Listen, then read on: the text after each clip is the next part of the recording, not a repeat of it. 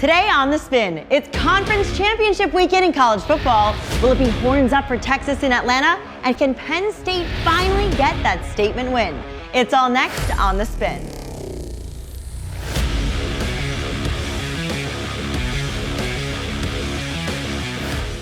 Hello, my friends. Ali Melendez here, and welcome to Sports Insider's The Spin. Thanks so much for joining us today.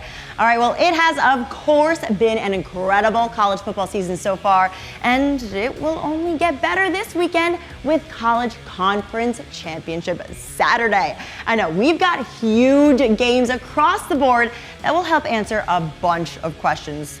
Or not, I guess, before Sunday's announcement of the 12-team playoff. Hey, Drew and Gabe, you know them, you love them. They will be here to get to the biggest games, including Georgia, Texas, and Penn State, Oregon in just a minute.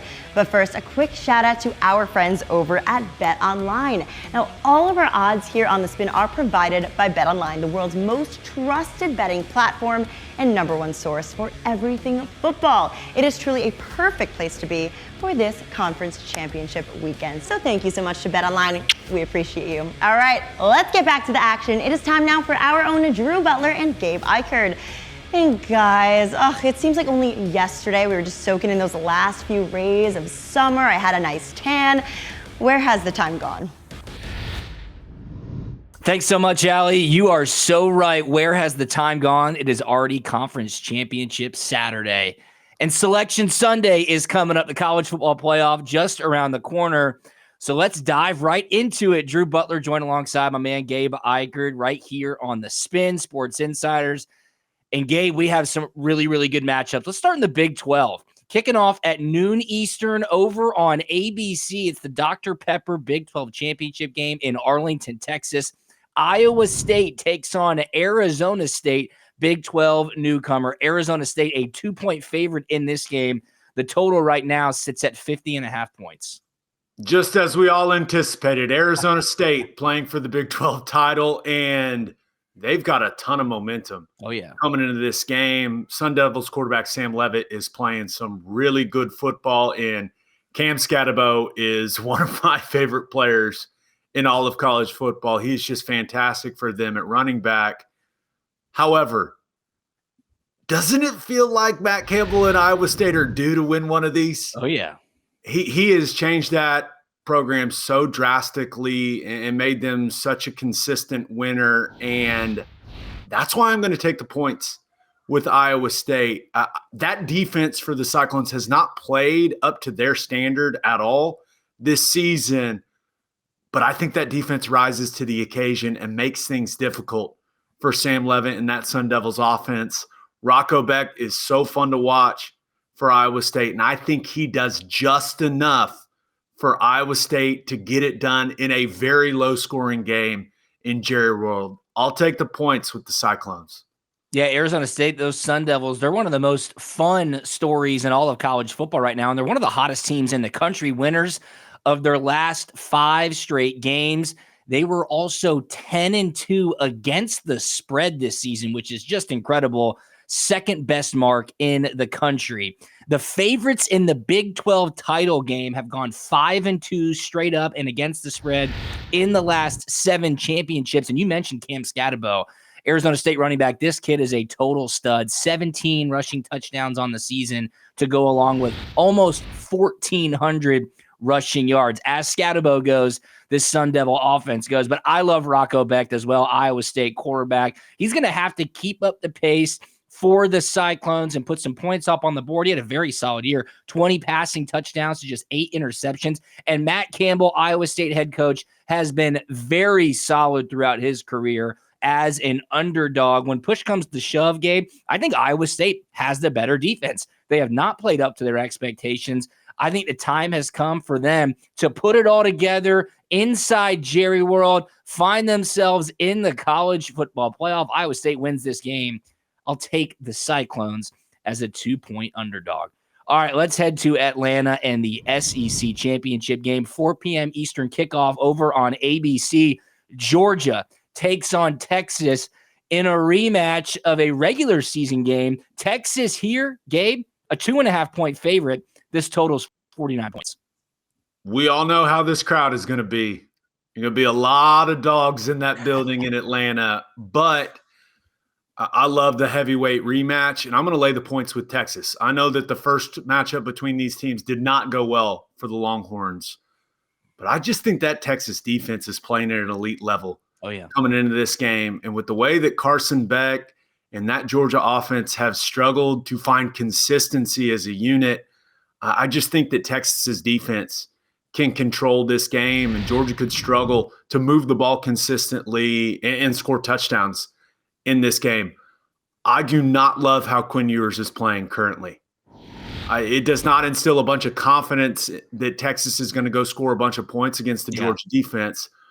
But I don't feel great that Kelvin Banks, his status is a little unknown after getting banged up against A&M. But I think Texas is the better football team right now, and I think Steve Sarkisian will be able to scheme some things up to get Texas some points.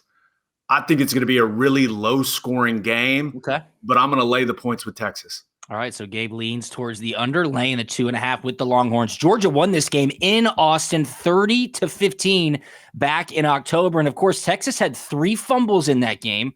Quinn Ewers threw an interception as well, so the Longhorns had 4 turnovers. But Georgia quarterback Carson Beck, he gave it away 3 times as well. I think most of the public is going to find this line to be interesting, with Texas being a short favorite, having lost this game by more than 2 touchdowns just 8 weeks ago. You are totally right about Texas's defense, one of the best units in the entire country. But when I look at their front 7, Gabe, I think they're similarly built to what Tennessee presented with Georgia just a couple of weeks ago, and the Dogs handled that extremely well with some creative play calling, getting Carson Beck outside of the pocket, rolling out bootleg, tossing it, getting the tight ends integrated, and it just seemed to open everything up. I think the Dogs might look to implement a game plan like that this upcoming weekend. This is Georgia's 3rd time playing in the SEC championship as an underdog under Kirby Smart. They're 0-2 straight up in those previous matchups, and Georgia's ATS record this season, the Dogs just 3-9 against the spread in 2024. That is abysmal. Can Texas take advantage of this rematch? Quinn Ewers is going to have a great game. Can Carson Beck continue his good streak of play? He has really limited the turnovers in the last month of the season. I think most importantly, will the Dogs be slacking after that 8 overtime instant classic they played against in-state rival Georgia Tech last Friday night? Texas coming off a tough game against the Aggies that went late into Saturday as well. I like the under here, Gabe, just as you do, but give me the Dogs plus 2.5. I think the Dogs could be barking. Maybe Kirby has Sark's number. We'll find out on Saturday afternoon. All right, we got a nightcap in the Big Ten. It's the Big Ten championship game in Indianapolis, Indiana. 8 p.m. kickoff over on CBS. Penn State finds themselves back in the Big Ten championship game. They're taking on the number 1 ranked team in the country. That, of course, being Oregon. Oregon, a 3.5-point favorite. The total here, 49 points. I'm really interested in what the crowd's going to be like for this game. Eugene, Oregon is not close to Indianapolis, Indiana. Tough to get to, yes. So I'm interested to see, hey, does Penn State have an advantage when it comes to the noise there? Would it shock me if Penn State won the game? No, it wouldn't shock me. But I'm going to lay the points with Oregon because James Franklin, for whatever reason throughout his career at Penn State, has not been able to win this type of game. Of course. Where they're an underdog against a really, really talented team.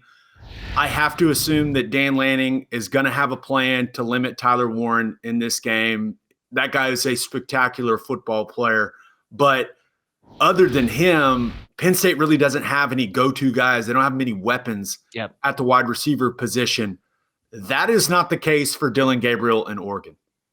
They've got dudes at the wide receiver position, whether it's Holden, Johnson, Stewart, James coming out of the backfield, Ferguson at tight end.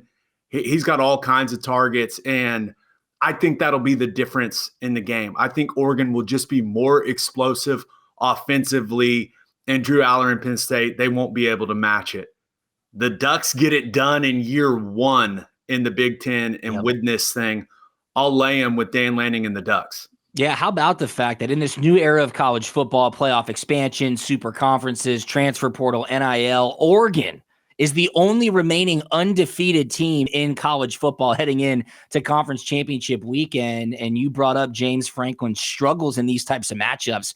Penn State head coach James Franklin is just 7-25 straight up as an underdog, and they have lost their last 9 games as an underdog. More specifically, against top 5 opponents, Gabe, Franklin's just 1-16 straight up, 5-12 against the spread in his coaching career, which spans across Penn State and Vanderbilt. That cannot be a good feeling if you are a Penn State Nittany Lions fan. Penn State 0-2 against the spread this season versus ranked opponents. I think you understand where I'm going here. I expect Oregon's defense really to bottle up Penn State's offense and make it a frustrating day for the Nittany Lions. The Ducks have just allowed an average of 13 points per game in their last 6 games. I trust Dylan Gabriel more than I do Drew Aller. It's as simple as that. Jordan James and his Oregon offense should be able to put some points up on the board, not taking anything away from Penn State's defense. They are a stingy unit as well.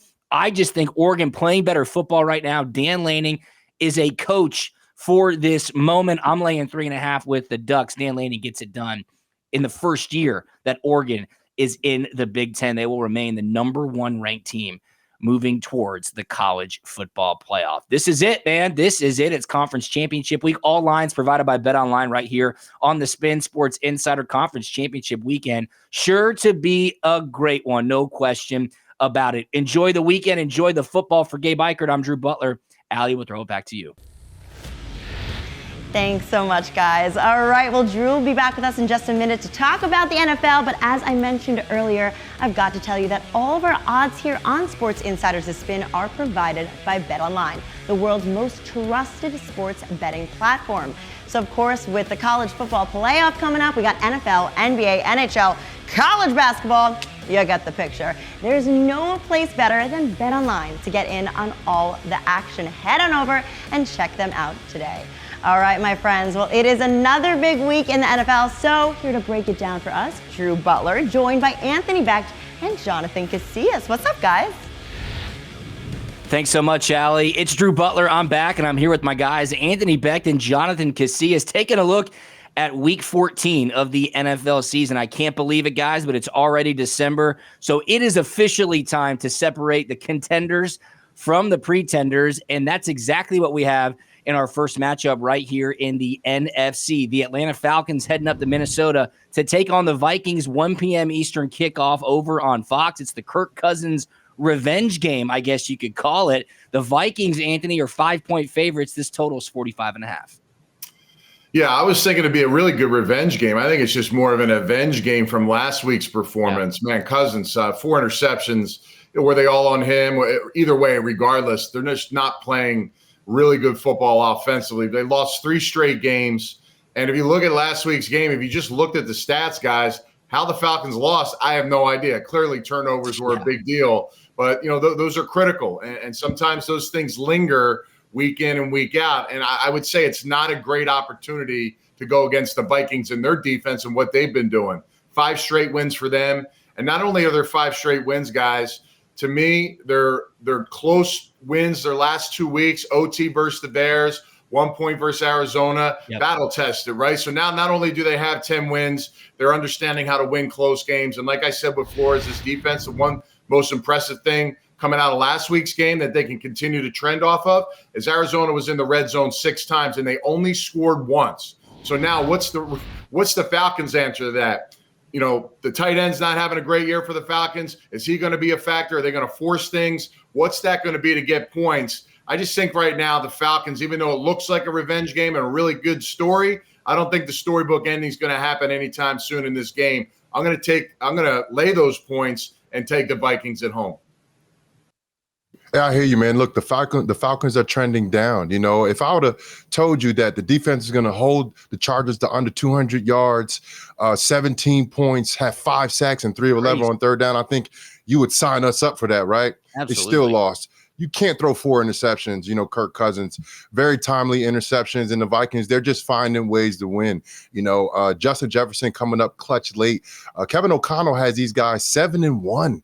in one-score games. And if you rewind 2 years ago when they made it to the playoffs, they were 11-0 in those type of games. And I think this team is a lot better than that team in 2022 that went to the playoffs and lost to the Giants, of course, in the first round. I think this team will figure out a way to win. But I like those 5 points in the Falcons with this. Falcons going to figure out a way to lose, but I think they're going to be able to keep it close.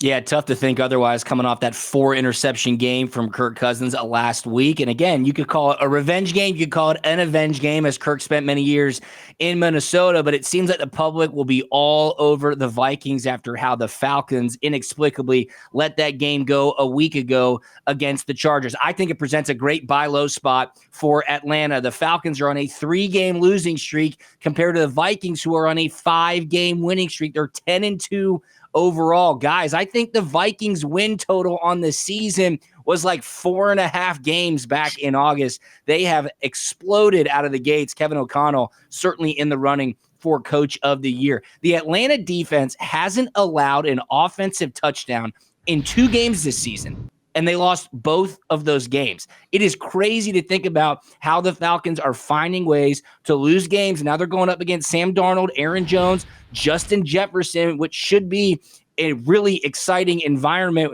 with Kirk Cousins coming back. I'll take the 5 points. Simple as that. Give me the 5 points. Vikings have been playing close games. I think this one is close as well. Falcons should be able to keep it inside the number. Let's stay in the NFC, and we'll go to the NFC West. These two teams played just a couple of weeks ago. The Seattle Seahawks heading to the desert to take on the Arizona Cardinals, 4:05 p.m. kickoff over on CBS. The Cardinals are 2.5-point favorites. Anthony, this total is 45 points. Yeah, got to see Seattle firsthand versus the Jets, guys. And I was expecting to see a little bit more out of them, because I felt like, oh, here we go. The Jets get up early on these guys, and all of a sudden, this is going to be the week. But they found a way to win, right? So, they're in first place. They're in 7-5. And, man, I can't get away from when I see those receivers step on the field for Geno Smith. If he gets some time, and he knows how to buy it as well, Smith and Jigba, DK Metcalf, Lockett, I mean, you can't hold them all back. You can't hold them all down. And that's about as stiff as the competition from a secondary as they're going to see with the Jets, and they were still able to make the plays they needed to win that football game. Leonard Williams is having a breakout season defensively, and it's starting to trend for a lot of other players following suit. And again, they've taken a little bit more of a comfortable lead in that division. Now's their chance. Now, 2 weeks ago, Arizona played Seattle. Seattle won that game. Arizona only rushed for 49 yards. Yeah. There was a time early in the season where I thought Arizona was going to be one of those surprise teams. Kyler Murray, Gannon had the defense going. But right now, they're not winning the close games. 3 picks over the last 2 weeks for Kyler Murray.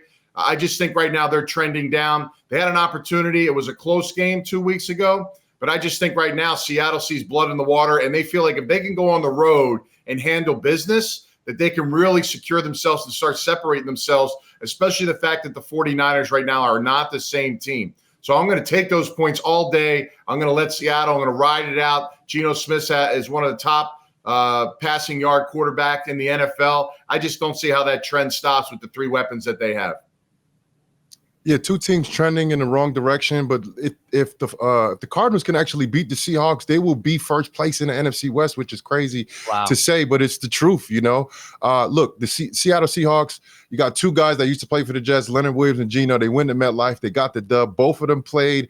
Leonard Williams played great. Geno back and forth, but he still got that win. It's something about, when teams give up on a guy, they go back and win. I feel for those guys, So shout out to those dudes. They're playing at a very high level for Seattle. They're finding ways to win, like you said, Anthony. And that's where you talk about right now in December, which teams are finding ways to win. And Seattle's one of those teams. On the other side, the Cardinals are not.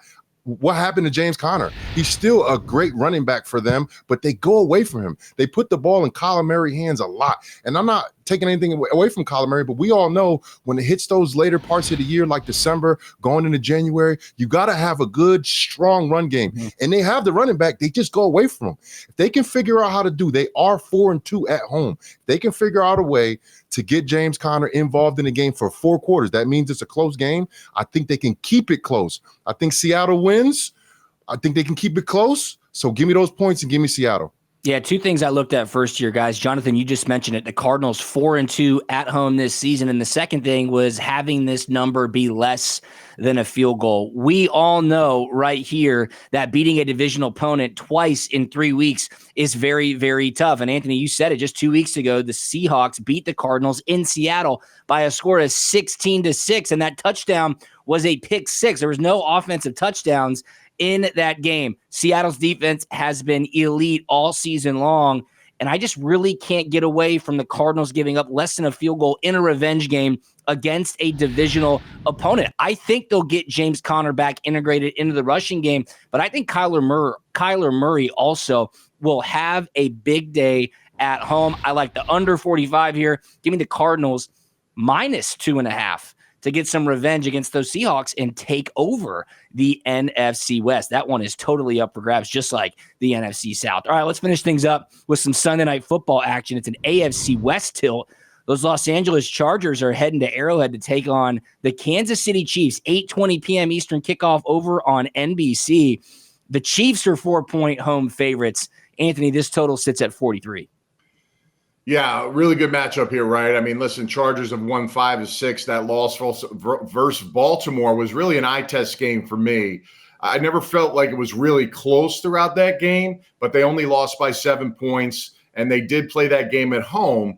I go back to when they played the first time, and you look at it, they got up 10-0 at home. They gave them their best shot. But, of course, you know the Chiefs. It's not a big deal, right? 10, 14, spot them, whatever. They find a way to get things done. I think the defense really grinded for the Chargers. We just talked about Atlanta earlier, that they beat Atlanta, but they needed 4 interceptions because their offense, the Chargers offense, they didn't run the ball well. Herbert was okay, right? But they play complementary football, and there's something to be said about great coaching. So now you got 2 great coaches going against each other, which is going to be huge. The one thing that we always say about Patrick Mahomes, he finds a way. The one thing that stood out to me in their last game, even though the numbers aren't there, it's not the sexy points. 60% of the third downs were converted versus the Chargers. And that's where you see the element of Mahomes and his movement and all those things. And they won the rushing game without Pacheco. Now Pacheco's back. Last week, got a few carries, working him back in the mix, right? 6.5 yards per rush. I see that increasing. He's a guy that can bring and lift the team. I don't think the Chiefs are going to win by a touchdown. I see a lot of field goals in this football game, but I also could see them winning by 2 field goals. So I'm going to lay those points with the Chiefs. I also like the under here big time. I think it's going to be low scoring. It's going to be close. It's going to be cold in this game. And I just think the Chiefs, they don't care anymore. They want to win, get to where they need to get. It doesn't matter what the score is or how many points they score. When I look at the Chargers, I look at a good quarterback, but not really a reliable quarterback. The quarterback that is very talented, but for me, he doesn't make those plays when I feel like you need to make those plays. And look, they got a win last week. They had 4 interceptions, against Atlanta, but I just don't think that's going to be enough against the Chiefs. Like no matter what you can do, what you do against the Chiefs, they figure out ways to win it. They got a reliable head coach, reliable quarterback, reliable tight end, DeAndre Hopkins there. Now they have a reliable receiver. And like you said, Pacheco being back, now they have a reliable ground game. They didn't have all those facets this year, and they're still leading the league right now with their record. This team is impressive. Every single year they come out, they impress us every single year. This year is a different year, but now that they're getting healthy, Chris Jones is making plays. They're going to be a tough team, very tough team to beat, as they always have been since Andy Reid and Mahomes paired up together. But I'm going to go ahead and take those points on the road. So I'm picking all the road dogs this week. They're probably not going to win, but I got them with the points.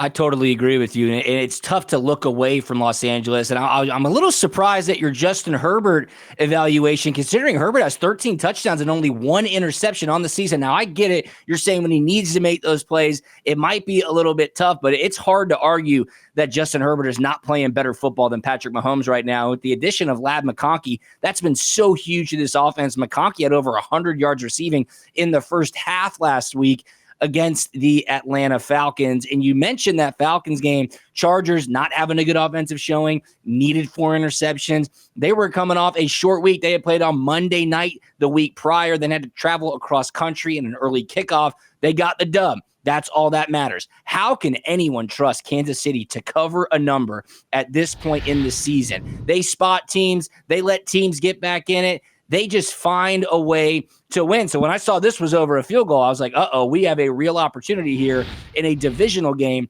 to get some points. I think the Chargers also will be looking to avenge that week 3 loss to Kansas City 17-10. I think the Chargers and Jim Harbaugh think they're a better football team than the Kansas City Chiefs. This game's going to be close. There's no question about it. Primetime unders, Anthony, 61% since 2019. So I love your call there on the under 43 in this game. But I also love the Chargers. Jim Harbaugh is showing that he is the perfect fit in LA for Justin Herbert, J.K. Dobbins, and the defense is playing lights out as well. Give me Los Angeles +4 Sunday Night Football against the division rival Kansas City Chiefs. Yeah, it's December. It's time to find out who's for real in the NFL. We got you covered right here on the Spin Sports Insiders. All lines, of course, provided by Bet Online. For my guys, Anthony Becht and Jonathan Casillas, I'm Drew Butler. Allie will throw it back to you. Awesome. So excited. Thank you so much. It should definitely be another incredible weekend of football action. All right, my friends. Well, that is all we have for you today. But before I sign off, a huge thank you once again to BetOnline for providing all the odds on today's show. Now, BetOnline is the world's most trusted betting platform and #1 source for everything, and I mean everything football, not to mention, everything in sports in general. So you can get everything you need in the sports world at BetOnline. Check them out today. All right, guys, enjoy the great weekend of football and sports action. Thank you so much for watching. We'll see you next time right here on Sports Insiders The Spin.